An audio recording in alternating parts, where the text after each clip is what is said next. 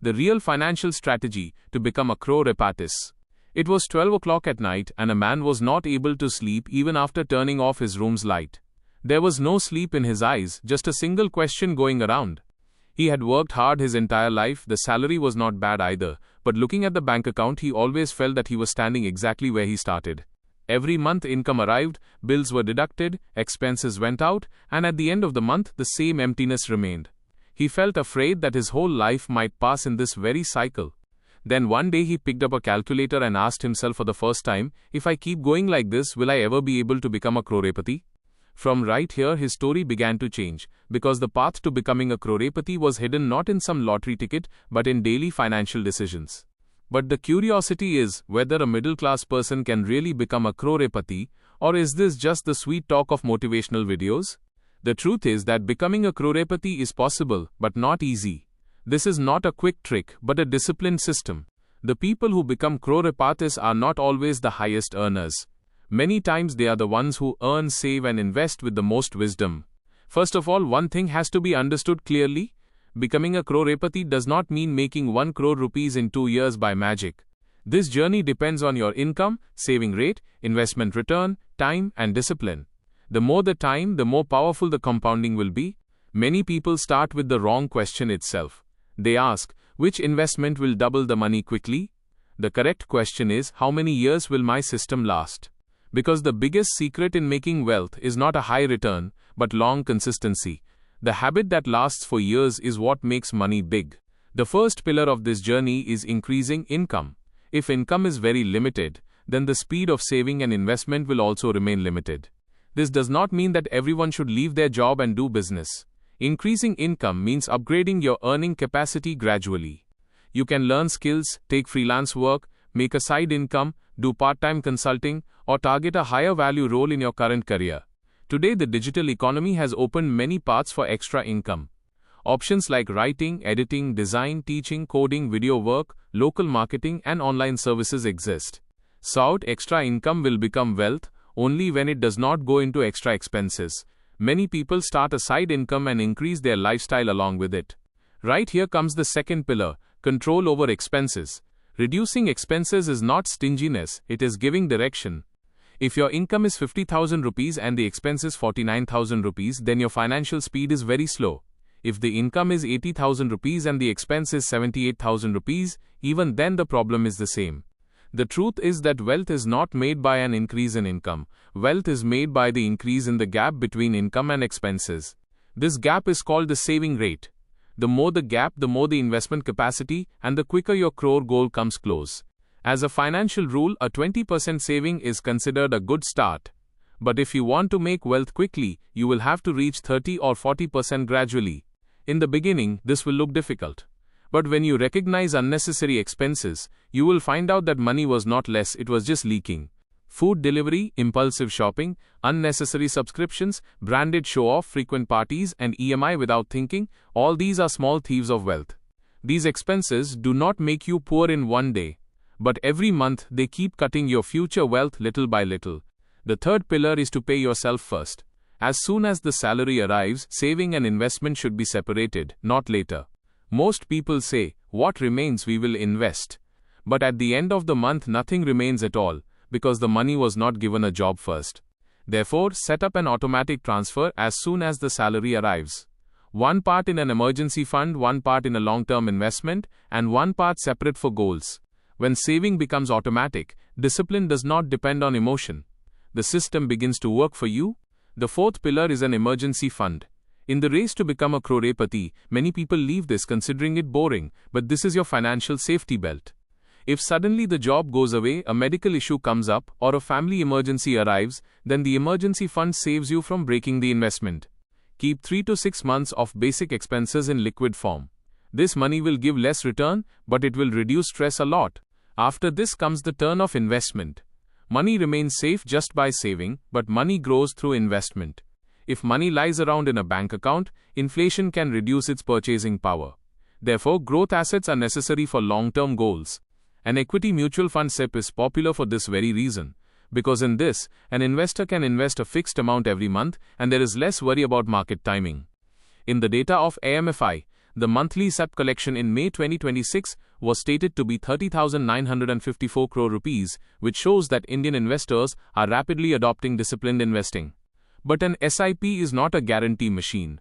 Mutual fund investments are subject to market risks, and past performance does not give a guarantee of future return. Therefore, while doing an SIP, it is necessary to understand that in the short term, the market will go up and down. The real benefit comes from long-term discipline.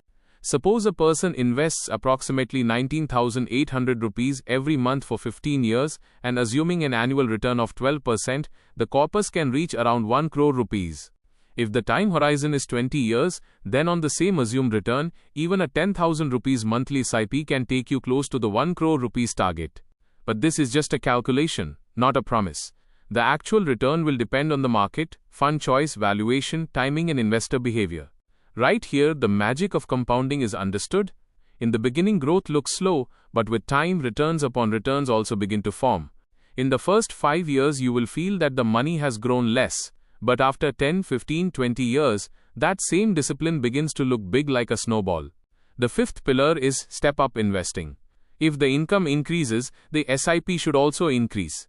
If the salary is increasing every year and the SIP is the same, then you are missing an opportunity. Try to make a 10% increment in the SIP every year.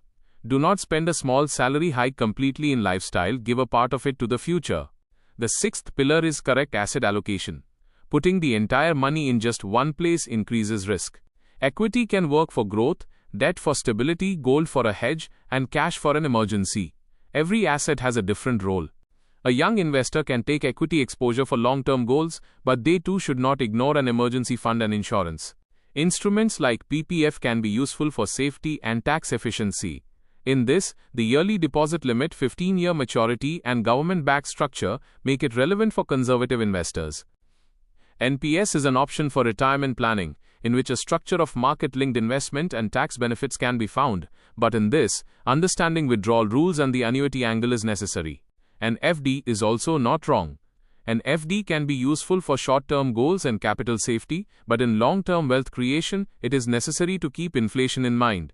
Real estate can also make wealth, but in this, large capital, loan burden, liquidity issues, maintenance, and legal checks are very important.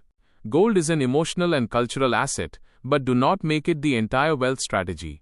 Gold can give a hedge, but it does not give a regular cash flow. The seventh pillar is understanding the risk.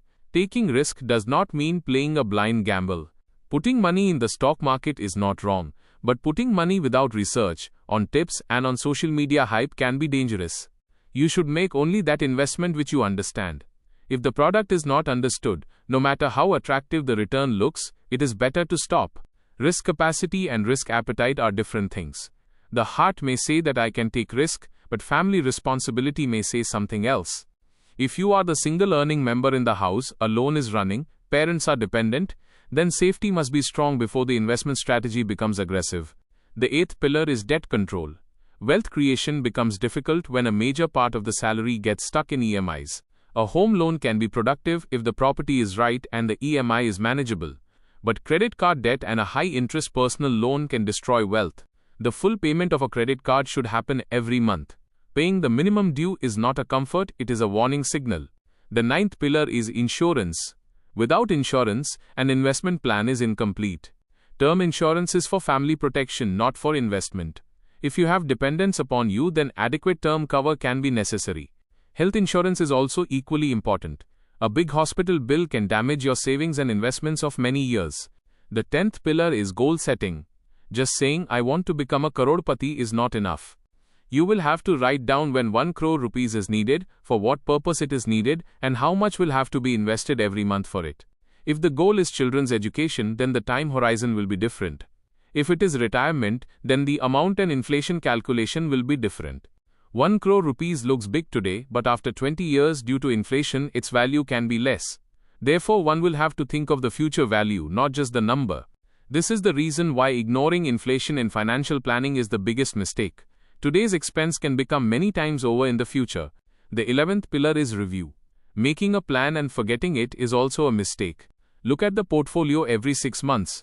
Is the investment going according to the goal? Has the asset allocation spoiled? Have the income or expenses changed? Do not panic when the market falls, and do not bring overconfidence when the market climbs. Both emotions take an investor towards a wrong decision. The 12th pillar is financial education. Learning the language of money is necessary.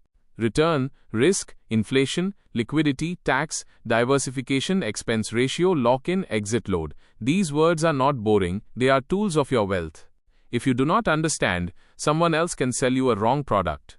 Knowledge is your financial filter. The 13th pillar is patience. This is the most difficult part. People want results quickly. They do an SIP for 2 years and ask why the money grew so little. But wealth is like a tree, not like a mushroom. A tree needs time, needs roots, needs the strength to tolerate weather. Investment is also just like this. When you remain consistent, one day the portfolio surprises you. But before that, many boring years come. These boring years are the real test. The investor who survives them sees the big reward of compounding. A middle-class man can also become a Crorepati if he increases income, controls expenses, makes savings automatic, and invests long-term. But he will have to avoid the trap of shortcuts. The desire to get rich quickly often causes loss quickly. Stay careful of crypto hype, penny stock tips, fake trading courses, guaranteed double schemes, and unknown apps. No genuine investment gives a guaranteed high return and zero risk together.